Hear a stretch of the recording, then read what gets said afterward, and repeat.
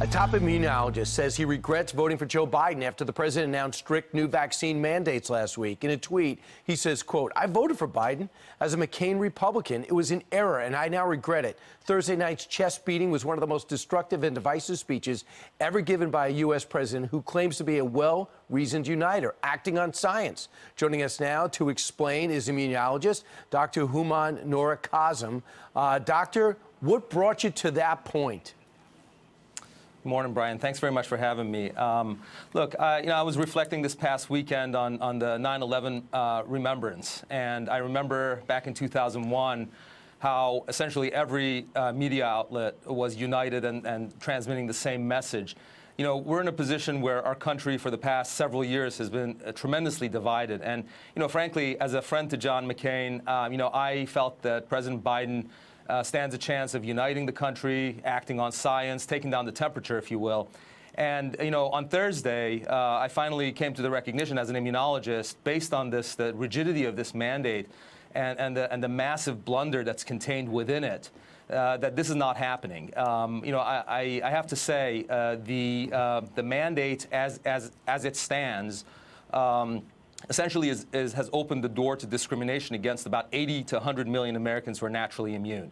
I mean, these folks are essentially being discriminated against. The President of the United States pointed to them and opened the door to a massive level of discrimination. And it's not just, verbal discrimination. We're talking about loss of employment. I can't tell you the number of emails I receive every day of Americans who are naturally immune. And I know from a scientific perspective, and I know some of your guests in the past have talked about this, certainly Dr. Macary's been on with Tucker and with a variety of different hosts. Natural immunity is as effective, if not more so, than vaccine immunity. So the notion that the President of the United States leaves the door open to this level of discrimination against a massive class of Americans is just totally unacceptable. You know what I was struck by with your huge with this rich background, University of Pennsylvania, this is your area of expertise, but you say it's unscientific, it's illegal, but you also say it's unethical to give somebody a vaccine when they have natural immunity. And if 75% of the country has already gotten one shot, and you factor in the natural immunity, maybe there's something else going on here, doctor, and maybe people who aren't vaccinated aren't villains as they're being made out to be.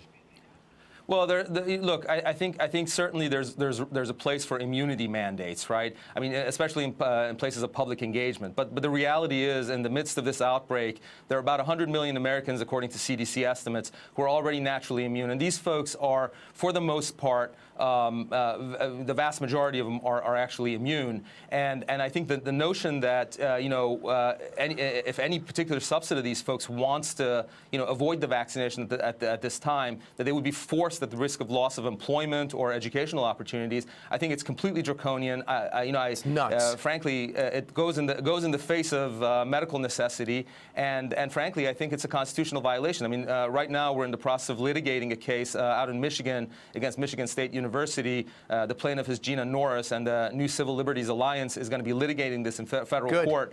The idea is this actually an unconstitutional thing when it comes to the class of millions of Americans who are naturally immune? I believe it's medically, ethically, incorrect, and certainly it's very likely that it's constitutionally a violation as well. And I can't tell you, as someone apolitical like you, a doctor who's an expert in the field saying it has so much weight. Dr. Noor-Kazim, thanks so much. Thanks for having me, Brian. 'Cause the flag still stands for freedom, and they can't take that